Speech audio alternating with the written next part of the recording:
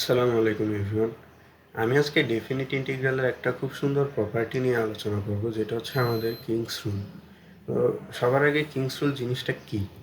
তো আমাদের কাছে যদি একটা ইন্টিগ্রাল থাকে, যেটা হচ্ছে একটা ডেফিনিট ইন্টিগ্রাল, এই জিনিসটা হচ্ছে আমাদের এই ইন্টিগ্রালের সমান হবে। এই প্রপার্টিটা আমরা অনেক জায়গায় অ্যাপ্লাই করতে পারি। তো আগে দেখা যাক এটার প্রুফটা কেমনে করা যায়। তো আমি যদি এই জিনিসটার মান বললাম f of x dx a to b, এটা ইন্টিগ্রেট করলে ধরলাম আমার ক্যাপিটাল এফ অফ এক্স একটা ফাংশন আসে।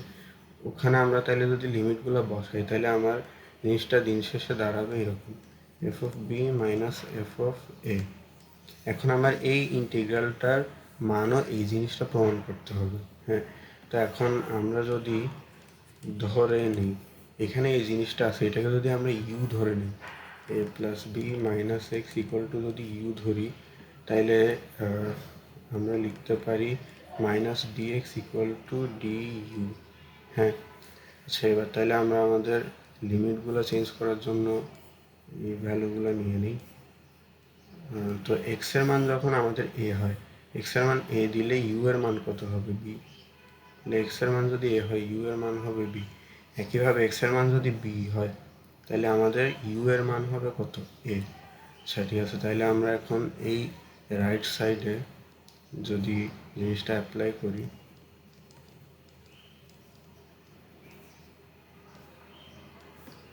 তাইলে এই জিনিসটার জায়গায় কি লিখতে পারি?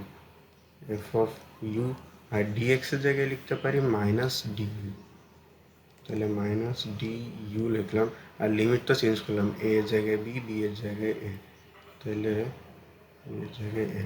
এখন তাহলে এটাকে কী লেখা যায়? Minus F of U D U B to A. আমরা ডেফিনিট ইন্টিগ্রালে আরেকটা প্রপার্টি জানি যে মাইনাস ইন্টিগ্রাল অফ এই জিনিসটা হবে, এই মাইনাস যদি উঠে দেয় তাহলে লিমিটগুলো উল্টায় যাবে। তাহলে কি হলো আমাদের integral of A to B F of U D U, যেটা আমি যদি এখন চলক পরিবর্তন করে দিই, A to B F of x D X, যেটা আমাদের লেফট হ্যান্ড সাইডের সমান। আচ্ছা তাহলে প্রমাণটা হয়ে গেল। তো এটা আমরা একটা গ্রাফিক্যাল প্রমাণও দেখতে পারি। তো আমরা হচ্ছে এখানে যদি এক্স অক্ষ আর ওয়াই অক্ষ নেই, হ্যাঁ, তো ধরলাম আমার র্যান্ডম একটা ফাংশন আছে এই টাইপের, এটার হচ্ছে আমরা এ থেকে বি পর্যন্ত ইন্টিগ্রাল নিলাম। এটা দিয়ে কি বোঝায়? আমাদের এই এরিয়াটার ক্ষেত্রফল বোঝায় না? যে নিচে যে এরিয়াটা আছে এটার ক্ষেত্রফল বোঝায়, ঠিক তো? তাহলে এটা হচ্ছে আমাদের এফ অফ এক্স। হ্যাঁ, আমরা যদি এই এক্সের জায়গায় এবার আমরা কি দিব? মাইনাস এক্স দিব। আমরা আমাদের কিংস রুলের যে ফর্ম ওইটার দিকে যেতে যাচ্ছি আর কি। তাহলে এক্সে যদি মাইনাস এক্স দেই, তাহলে কি হবে? এই ফাংশনটা সিম্পলি ওয়াই অক্ষের সাপেক্ষে প্রতিফলিত হয়ে যাবে। হ্যাঁ, তাহলে জিনিসটা হচ্ছে এরকম দেখতে হবে।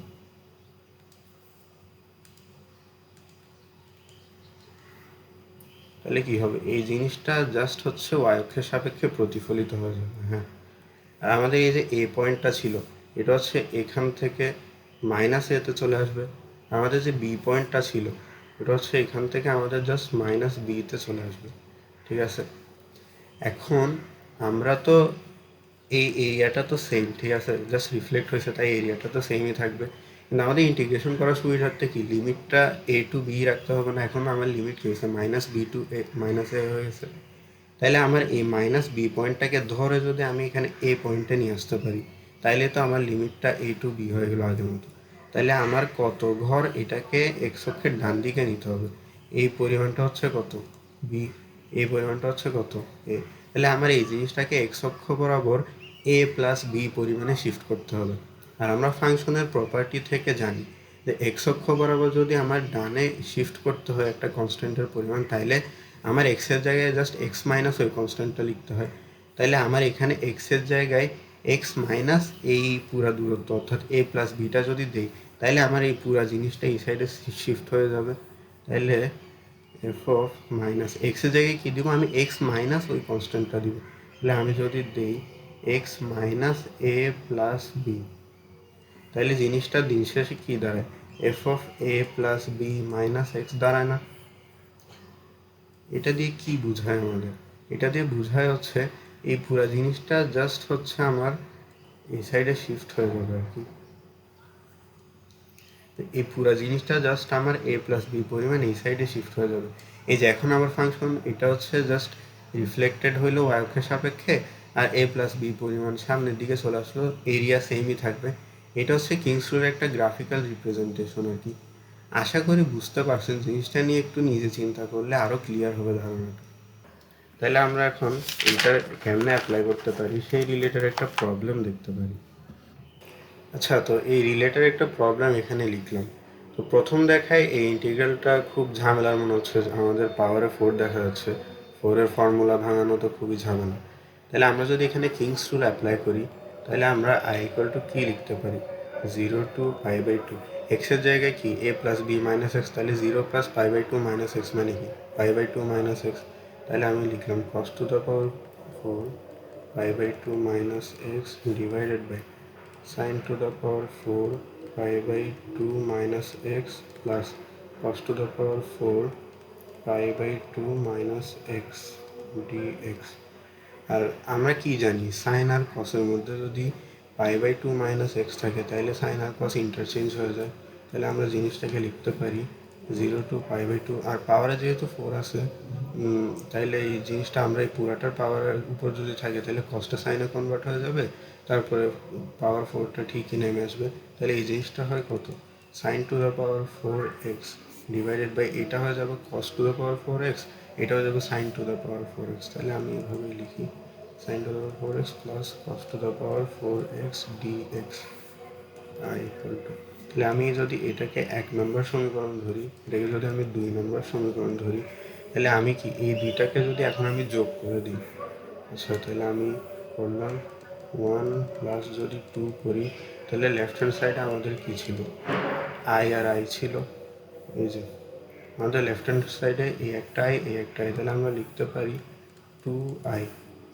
আর আমরা ইন্টিগ্রালের যে লিনিয়ার প্রপার্টি আছে ওইটা অ্যাপ্লাই করে এই একটা ইন্টিগ্রালের ভিতরে এই দুইটাকে লিখতে পারি।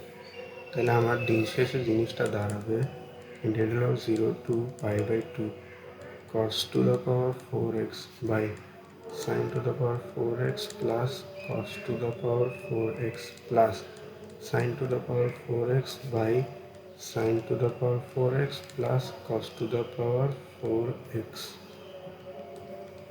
dx। এখন আমরা যদি এখানে লসাগু নিই, লসাগু নিলে কী থাকে? Sine to the power 4x plus cos to the power 4x, উপরে কী থাকে? Sine to the power 4x plus cos to the power 4x dx। তাহলে উপরে নিচে এটা কাটাকাটি চলে যায়, তাহলে আমার দিন শেষে কী থাকে? Integral of 0 to π/2 1 dx। আর এদিকে একটা 2 ছিল আমার সাইডে, ওই 2টাকে যদি আমি এই সাইডে পক্ষান্তর করে দিই তাহলে আমার এসে যাবে হাফ।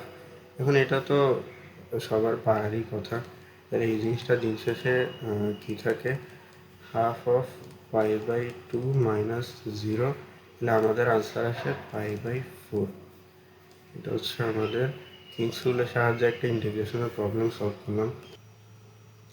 আজকের জন্য এতটুকুই থাকলো, তাইলে গুড বাই।